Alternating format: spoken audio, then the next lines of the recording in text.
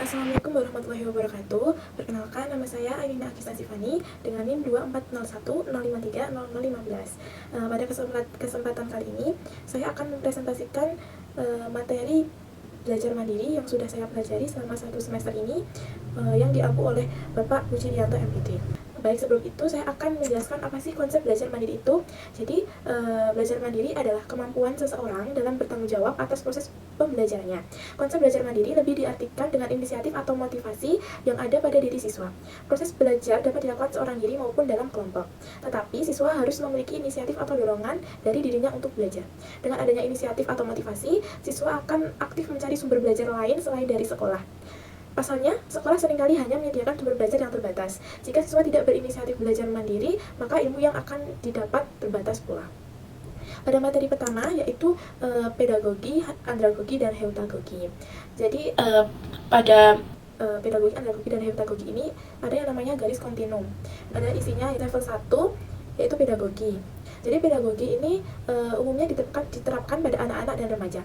Anak-anak membutuhkan bimbingan yang jelas dari guru. Mereka cenderung mengandalkan instruksi langsung dan struktur yang diberikan oleh pengajar. Pada level 2, yaitu andragogi, diterapkan pada orang dewasa, biasanya di atas usia 18 tahun. Orang dewasa memiliki keinginan yang lebih besar untuk mengarahkan pembelajaran mereka sendiri. Mereka lebih mampu mengidentifikasi kebutuhan belajar dan mencari sumber daya yang diperlukan. Lalu yang level 3, yang paling atas, yaitu heutagogi. Meskipun dapat diterapkan pada semua usia, pendekatan ini sangat relevan untuk individu dewasa yang telah memiliki pengalaman belajar sebelumnya. Learner atau pembelajar memiliki kontrol penuh atas apa, bagaimana, dan kapan mereka belajar. Mereka bertanggung jawab untuk merancang proses pembelajaran mereka sendiri. Jadi berdasarkan gambar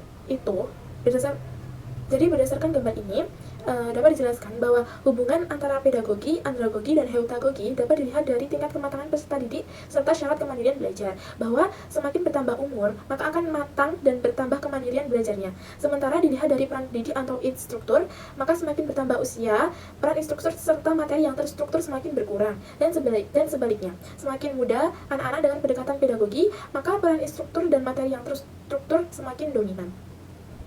Baik, untuk materi yang kedua, yaitu self-regulated learning.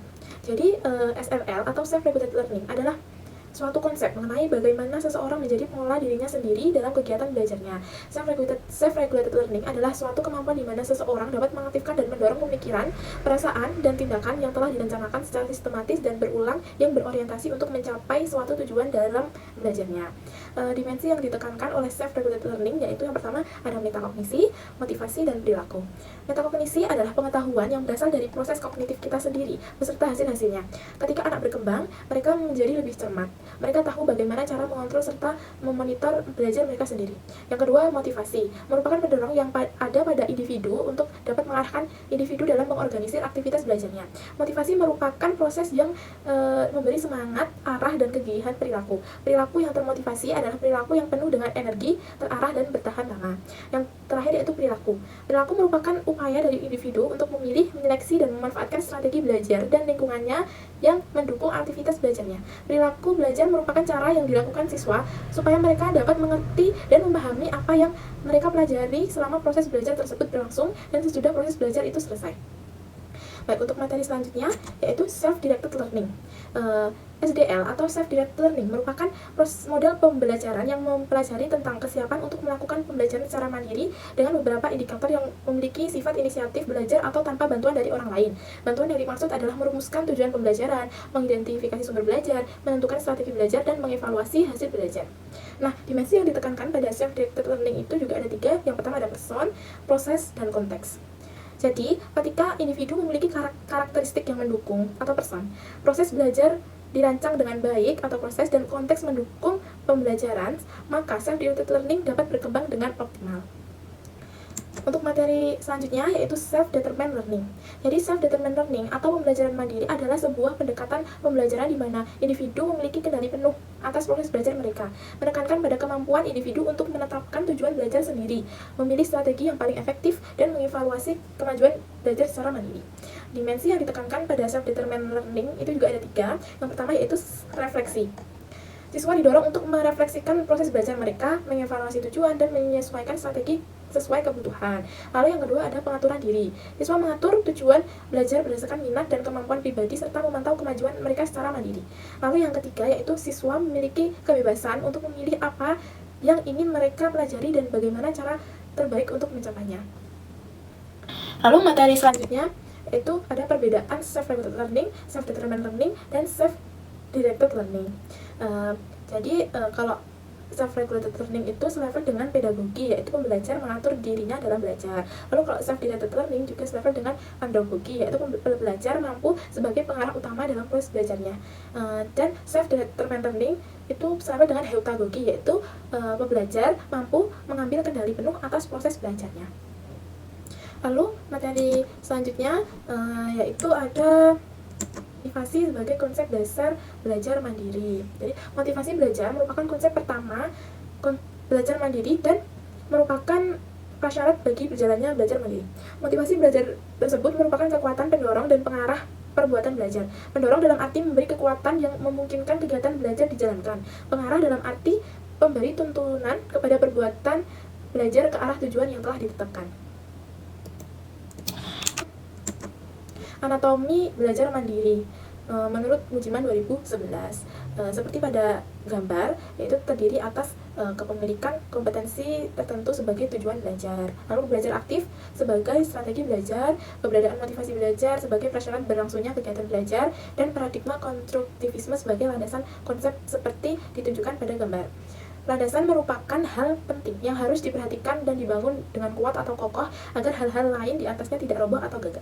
Maka dari itu, paradigma konstruktivisme harus dibangun secara kuat untuk kelancaran kegiatan belajar mandiri. Teori konstruktivisme itu sendiri menyatakan bahwa belajar merupakan proses membentuk makna di mana makna tersebut diciptakan oleh siswa itu sendiri. Materi selanjutnya yaitu konsep belajar mandiri dalam pembelajaran jarak jauh atau distance education. Perspektif belajar mandiri dalam PJJ mengutamakan kemandirian siswa dalam memahami materi dan menyelesaikan tugas tanpa bantuan langsung dari pendidik.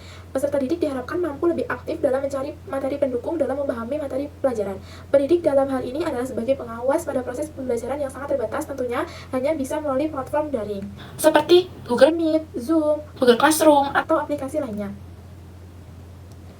Perspektif belajar mandiri dalam penggunaan sosial media adalah penggunaan internet dan sosial media dalam belajar mandiri membawa dampak untuk siswa maupun pendidikan secara luas dengan adanya perkembangan teknologi terutama internet. Pelajar dapat mengakses materi dimanapun mereka berada, peserta didik juga dapat menggunakan internet untuk belajar mandiri secara cepat sehingga akan meningkatkan dan memperluas pengetahuan belajar mereka, berinteraksi, dan mengembangkan kemampuannya. Manfaat internet bagi pembelajaran jarak jauh itu tidak hanya untuk scroll TikTok atau mencari hiburan di IG atau Twitter. Jadi implementasi manfaat internet untuk pembelajaran jarak jauh yaitu bisa untuk searching, browsing, researching, consulting, dan communicating. Materi selanjutnya yaitu prinsip-prinsip pengembangan keterampilan belajar mandiri. Pada level SRL atau pedagogi, prinsip pengembangan keterampilan belajar mandiri yaitu yang pertama ada menciptakan suasana belajar yang kondusif, yang kedua menghindarkan sesuatu yang akan mengganggu belajar siswa, yang ketiga memberitahu siswa bagaimana cara mengikuti suatu petunjuk, lalu yang keempat membantu siswa mengatur waktu, yang kelima menumbuhkan rasa percaya diri, dan yang keenam itu mendorong siswa untuk mengatur emosi ketika menghadapi kesulitan dalam menyelesaikan tugas.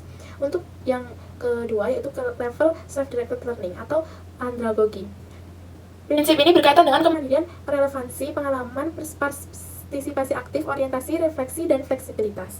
Yang terakhir yaitu prinsip dalam level self-determined learning atau heutagogi.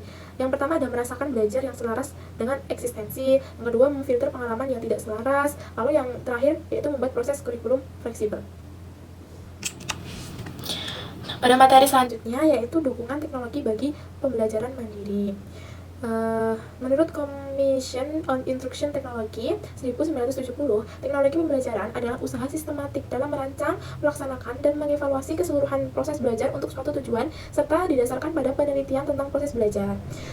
Peran teknologi bagi belajar mandiri yaitu yang pertama ada aksesibilitas, dan fleksibilitas. Teknologi memberikan akses lebih luas ke sumber daya pendidikan tanpa batas geografi. Yang kedua ada interaktif dan engaging. Aplikasi dan platform pembelajaran daring menggunakan metode pembelajaran yang lebih interaktif dan menarik.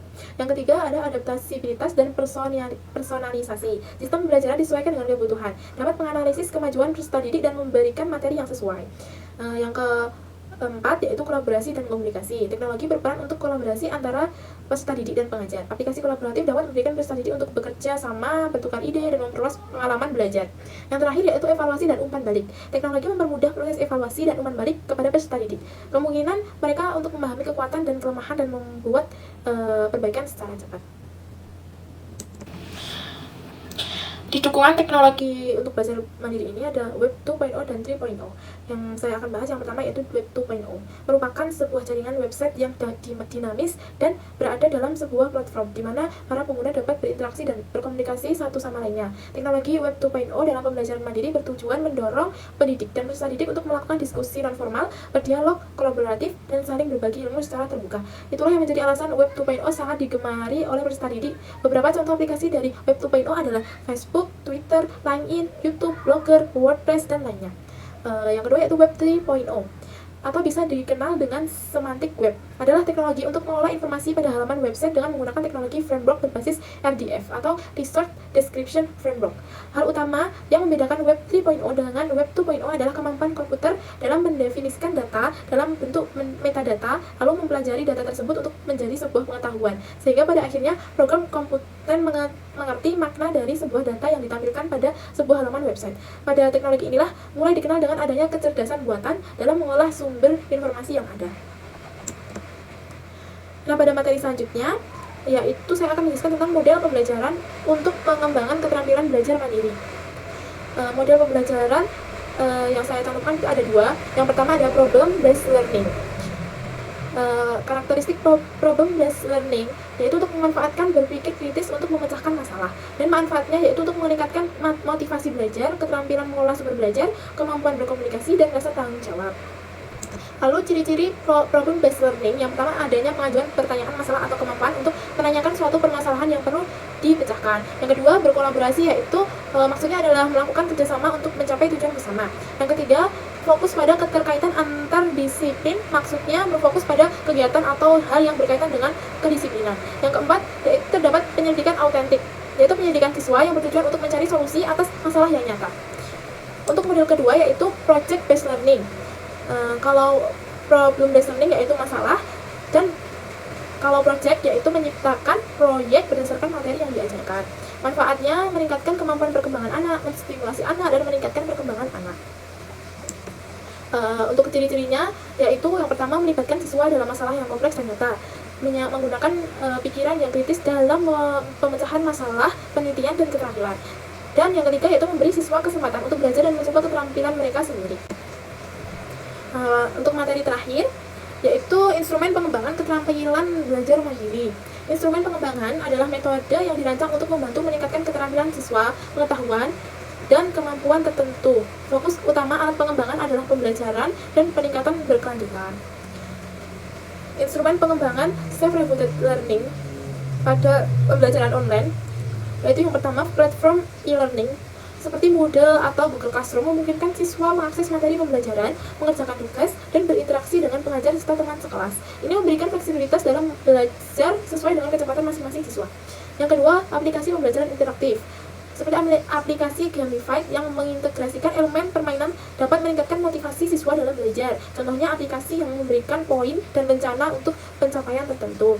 Lalu yang ketiga, simulasi virtual. Simulasi interaktif memungkinkan siswa untuk menerapkan pengetahuan dalam lingkungan yang aman dan sangat efektif untuk mata pelajaran praktis seperti sains dan teknik. Untuk yang offline, yaitu yang pertama ada kelompok studi. Pembentukan kelompok studi secara tatap muka dapat membantu siswa saling mendukung dan berbagi pengetahuan. Ini juga mengurangi perasaan isolasi yang sering dialami oleh pelajar mandiri. Lalu yang kedua ada workshop dan seminar. Mengadakan workshop atau seminar tentang strategi belajar mandiri dapat memberikan siswa keterampilan tambahan dan memperkuat motivasi mereka untuk belajar secara mandiri. Lalu instrumen pengembangan pada self-directed learning. Untuk yang online, pengembangan belajar mandiri SDL secara online melibatkan proses di mana peserta didik mengatur, mengelola, dan mengarahkan kegiatan belajarnya sendiri dengan memanfaatkan berbagai sumber daya digital yang tersedia sebagai sumber belajar dan tempat berdiskusi. Jadi, peserta didik dapat merancang dan mengikuti rencana belajar mereka sendiri menggunakan berbagai platform digital seperti media pembelajaran daring, contohnya e-learning, Google Classroom, Google Meet, atau Zoom, video pembelajaran, artikel, atau jurnal.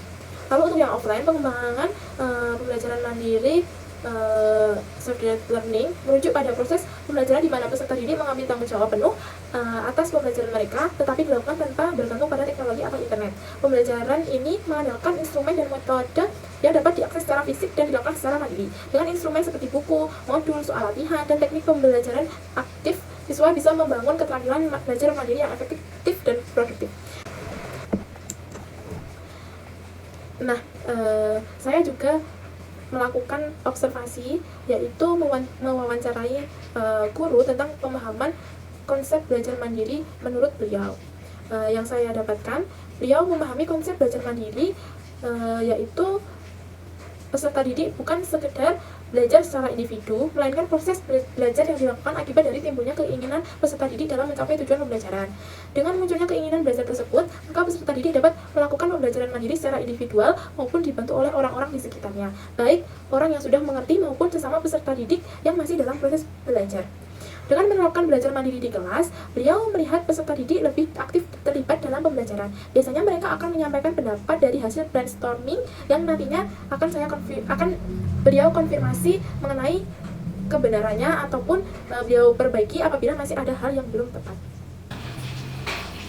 Cukup sekian presentasi dari saya. Mungkin hanya itu yang dapat saya sampaikan. Banyak kurangnya mohon maaf. Terima kasih. Wassalamualaikum warahmatullahi wabarakatuh.